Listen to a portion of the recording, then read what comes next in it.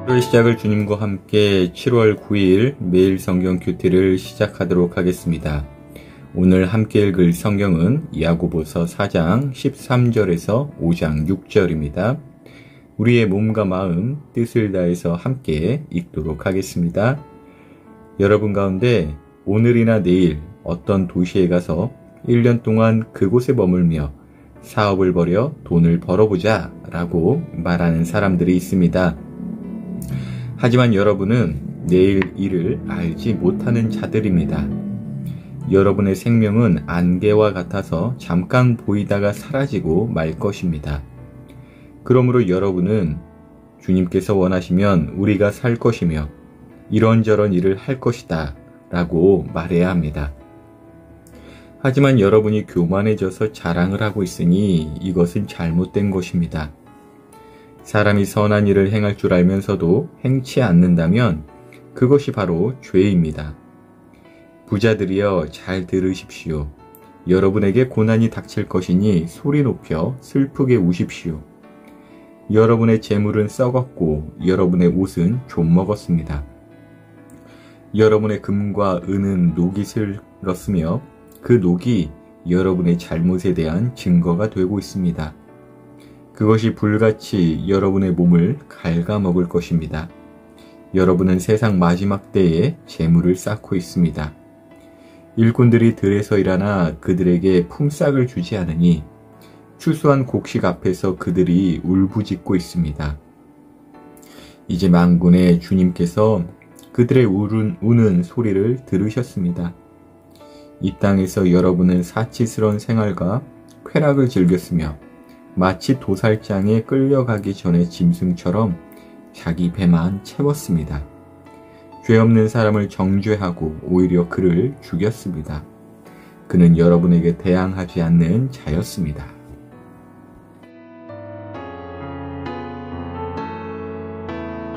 오늘 본문도 어제에 이어서 야고보가 계속적으로 이제 경고의 메시지, 꾸짖는 메시지를 이제 보내고 있어요. 어제 거 잠깐 정리해 본다면 4장 1절에서 3절까지는 믿는 사람들끼리 다투지 말라라는 거였고, 4절에서 10절까지는 세상을 사랑하는 그 마음에서 돌이켜서 회개하여서 서로 사랑하기를 이제 명령하였습니다. 11절부터 12절은 다시금 이제 하나님의 자리에 앉아서 형제들을 판단하거나 비방하지 말라라고 이야기를 했죠. 이러한 이야기를 야고보가 하는 이유는 아마 흩어진 교회들의 다툼이 많아서였겠죠. 그리고 이러한 다툼은 아마도 당시 세상적인 욕망을 가지고 이제 교회 사람들을 선동하는 사람들, 야고보서에서는 이제 선생들이라고 이렇게 기록된 사람들, 그 사람들 때문이었을 것이에요. 그리고 이러한 선동에 왜 흩어진 교회들이 이렇게 이끌려갔냐? 그러니까 당시 가난한 그리스도인들이었기 때문에, 흩어졌기 때문에 부자들이 우리의 돈을 갈취하였다. 칼 들고 무력으로 저 악한 부자들의 것을 빼앗아오자. 이러한 선동이 그 가난한 그리스도인들에게 있어서 굉장히 속 시원한 내용이고 매력적으로 보였을 것이라는 거죠. 근데 이러한 선동은 오늘날 우리에게도 매우 익숙한 외침이기도 합니다. 자본주의 사회에서 돈이라는 것은 생명과 같고 권력과 같죠. 그래서 돈 많은 사람만 돈돈거리는 거 아니에요? 돈 없는 사람도 돈을 위해 살 수밖에 없고, 돈 있는 사람도 여전히 돈에 굶주려 있는 세상이죠. 여러분, 우리 청소년 친구들은 공부를 왜 하실까요? 무엇을 위해 공부하실까요? 아마 여러 가지 이제 목표가 있긴 하겠지만 돈과 연결된 것들이 있을 것이고, 돈 자체는 죄가 아니지만 그 돈을 쌓기 위하여 남을 죽이고 피해를 주고 또 온갖 관행이란 이름으로 옳지 못한 일을 하는 것은 부자든 가난한 자든 분명히 잘못되었다라고 야고보서는 계속해서 가르쳐 주고 있어요. 정리하면, 어제 내용을 정리하면, 어제는 이제 선동에 이끌려 서로 다투는 성도들을 꾸짖었다면, 오늘 본문은요, 그 선동의 원인, 그 원인의 원인이 되는 악한 부자들을 지금 꾸짖고 있다는 것인데요. 13절에서 17절은 부유한 성도들을 꾸짖는데, 이 17절을 보니까 사람이 선한 일을 행할 줄 알면서도 행치 않는다면 그것이 바로 죄입니다 라고 하면서 이제 꾸짖죠. 그러니까 돈이면은 다 되는 세상이라고 이해했기 때문에 돈 버는 일에만 계획을 잡고 내일 일을 계획하면서 또 그것이 잘 되면 또 자랑거리가 되고 잘 되지 않으면 낙심거리가 되는, 그러니까 하나님으로 인하여 나의 어떤 희노애락이 결정되는 것이 아니라 돈에 의해서 희노애락이 결정되는 인생을 사는 그 부유, 그래서 그렇게 돈에 집착하다 보니까 그 돈을 또 모으기는 모았겠죠. 그런데 하나님을 의지하지 않게 되었다라는 것이에요. 하나님께서 과연 하나님의 뜻은 무엇일까? 이렇게, 그것이 사실 사람에게 있는 가장 굿한 일이에요. 굿, 좋은 행동이라는 것이죠. 그러니까 선한 일이라는 것이에요. 그러니까 17절에서 사람이 선한 일을 행할 줄 알면서도, 일단은 안다는 거예요. 이 크리스찬 성도들이기 때문에 부유한, 지금 꾸짖음의 대상이 되는, 근데 그러지 않는다는 것이고, 또 다른 면에서는 자기가 부자가 되었다라는 사람들도 있을 거 아니에요. 근데 하나님께서 복을 주셔서 내가 부자가 되었다, 이렇게 또 스스로 나름 잘해서 부자가 되었다라고 뭐 이렇게 하든 간에, 대부분 그래도 교회를 다니시는 분들은 하나님께서 내게 복을 주셔서 부자가 되었다라는 그 고백이 있을 것인데, 얼마나 복된 일입니까? 저나 여러분도 그렇게 되길 원하는데요. 그런데 그러고만 끝나는 게 문제예요, 지금. 그게 자랑이 돼 있어요. 교만해져 있고요. 나는 하나님께 복을 받았기 때문에 부자가 되었고, 너는 저주를 받았기 때문에 가난한 것이야 라는 어떠한 교만한 판단을 내릴 수 있다는 것이에요. 하나님께서 왜 물질을 주셨을까요? 죄된 세상에서 그 사람의 욕심에 따라 피해를 보고 손해를 보는 사람들, 하나님의 뜻대로 살려다가 피해를 보고 손해를 보는 자들, 또 그렇지 못한 자라 할지라도 고아와 과부를 돌보며 세속에 물들지 말라고 부자가 되게 하신 건데, 또 그것이 선한 일인 줄 알면서 행하지 않는 것, 이게 죄라는 것이고 상당히 교만하다는 것이죠. 분명히 교회 안에서는 하나님께서 복을 주셔서 내가 부자가 되었습니다 라고 종교적 행위는 가득 찼지만, 그래서 하나님께서 원하시는 믿음의 행함은 전혀 없는 죽어있는 믿음을 가진 자들을 지금 어마어마하게 꾸짖고 있다는 것이에요.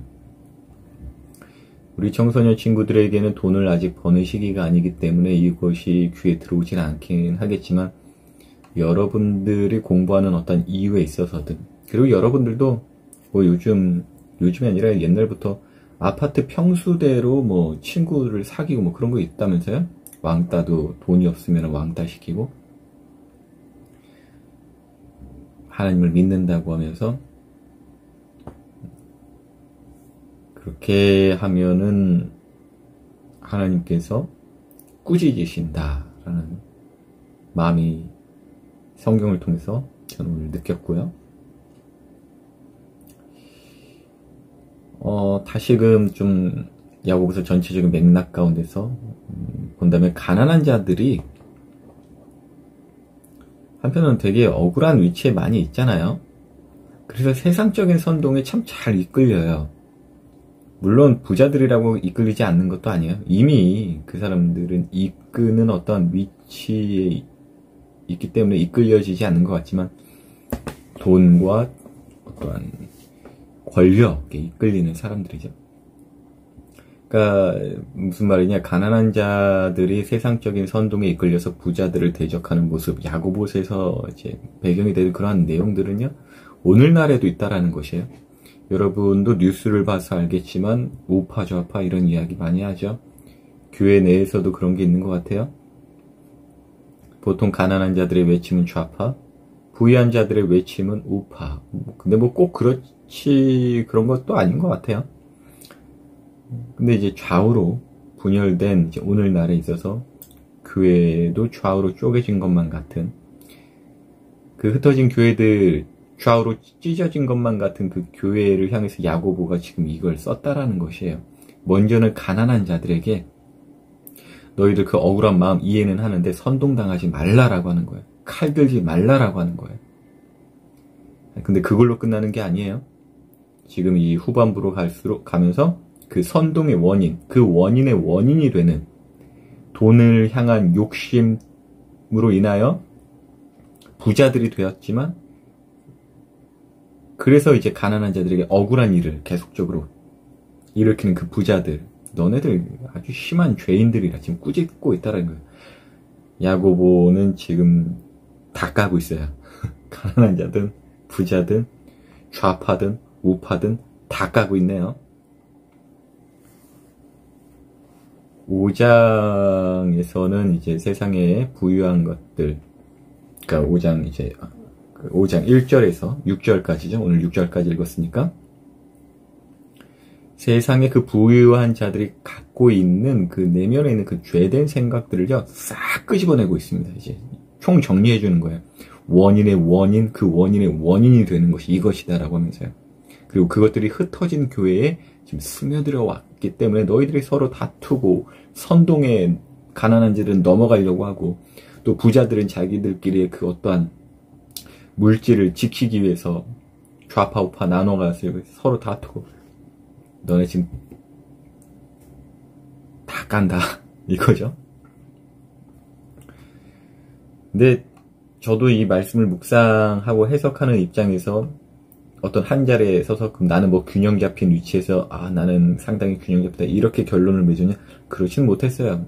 말씀을 묵상하면서 무슨 마음이 들었냐면, 가난한 자들에게 갖고 있는 그러한 억울함과 그 억울함을 왜곡되이 풀고 싶어하는 저의 어떤 그 분노, 그것을 보았고요. 그것은 잘못되었다라고 분명히 이야기를 하시거든요.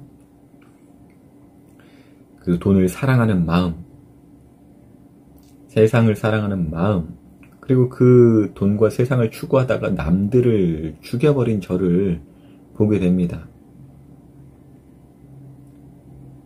저는 좌파도 우파도 아닙니다. 이렇게 어떤 포지션에서는 이야기하고 싶으면 그게 무슨 말이냐면 제가 균형 잡혔다라는 이야기가 아니라요. 둘 다의 못된 것만 저한테는 다 있는 것 같다라는 생각이 든 거예요. 근데 이제 6절을 보니까 이렇게 써있네요. 죄 없는 사람을 정죄하고 오히려 그를 죽였습니다. 그는 여러분에게 대항하지 않는 자였습니다.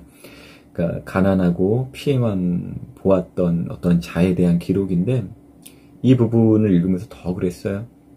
이 부분에 있어서는 꼭 저로 인해 죽으신 예수님이 생각났기 때문이죠. 뭐 제가 어마어마한 영향력이 있다고 해서 뭐 남들을 막 심하게 괴롭히거나 그러진 못했을 거예요. 괴롭히는 것도 힘도 있어야 괴롭히잖아요. 그렇진 않은데 왜 상대적으로, 저 개인적으로 제 안에 있는 그런 죄성이 이렇게 확연하게 발견되었느냐.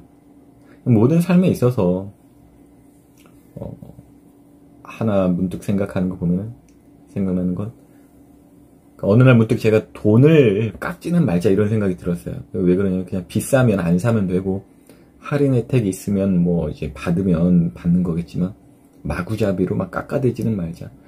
그러니까 예전에는 싸게 잘 샀어, 시세보다 훨씬 더 싸게 잘 샀어, 이런 게 좀 자랑스러워졌거든요. 근데 한편으로는 폼이 안 나더라고. 차라리 돈을 더 많이 벌고 하나님께 더 구해서 넉넉하게 있으면 뭐 이런 걸로 그러지 않을 텐데, 물론 이제 알뜰히 살뜰히 아끼시는 분들한테 이렇게 하는 이야기는 아니에요. 저의 어떤 그런 좀 제가 제 스스로 알 수 있는 그런 부분들을 지금 말하는 건데, 그러니까 장사하시는 분이 필수적으로 받아야 할 몫이 있을 거 아니에요. 가게도 운영해야 되고, 이거 하나에 10,000원이라고 하는데 뭐 남는 거 없이 장사한 사람 없다고 하지만 어떻게 그러겠어요? 다 그분들의 인건비가 있고 고민이 있는데, 근데 그 필수적으로 받아야 할 몫까지 없애가면서 그렇게 깎아서 사는 것, 그건 좀 강도 같다라는 생각이 그냥 어느 날부턴가 이제 목회자로서 살다 보면서 그렇게 느껴지더라고요. 예전에 회사 다닐 때는 조금이라도 사업비는 이제 다 써야겠지만, 저렴하게 이제 세이브 시키는 것을 추구하였기 때문에, 자본주의 시스템 안에 있는 기업이기 때문에 그러한 사고방식에 사로잡혀서 돈이 넉넉해도 남들에게 피해를 갈지언정 내가 이익을 보는 것에 아주 그런 것에 이제 방향을 잡고 그것이 옳다라고 생각했는데, 하나님 나라 안에서 전체를 살펴보다 보니까 꼭 그렇지만은 않다라는 생각이 들더라고요. 자, 이번 주 야고보서 이제 본론을 오늘로서 마치고요. 내일부터 이제 결론으로 들어가는데, 요즘에 제가 좀 주저리 했죠? 야고보서 묵상이 어느 때보다도 더 와닿더라고요. 그러니까 저는 저 나름대로 굉장히 열심히 애쓰고 있는데 뭘 더 행하라는 것이야. 어떤 심적으로 여러 가지로 그렇게 들릴 수 있는 성경이 야고보서일 수 있었거든요. 그런데 세상을 사랑하고 또 왜곡된 어떤 열정으로서 애씀이 있었고, 과연 나에게 하나님을 사랑하고 서로 사랑하는 데 있어서 그저 그냥 추상적인 게 아니라 보다 현실적으로, 보다 깊은 사랑으로, 보다 넓은 사랑으로 그러한 행함이 있어야 된다라는 야고보 목사님의 가르침이 이번 주에 느껴져서 주저리 나누어 보았습니다. 하나님께 너무 감사드리고 또 여러분에게도 감사합니다. 여러분이 아니었더라면 제가 이런 묵상의 자리를 지키기 쉽지 않았을 것이에요. 여러분도 묵상의 자리 언제나 아침마다 또 때로는 우리 목자님들의 스케줄마다 올리는 시간은 다르지만 올라올 때마다 말씀을 묵상해야겠다라는 생각 갖고 현실적으로 또 구체적으로 또 그렇게 말씀을 잘 묵상하면서 기도하면서 사는 하루하루 되시길 예수님 이름으로 기도합니다.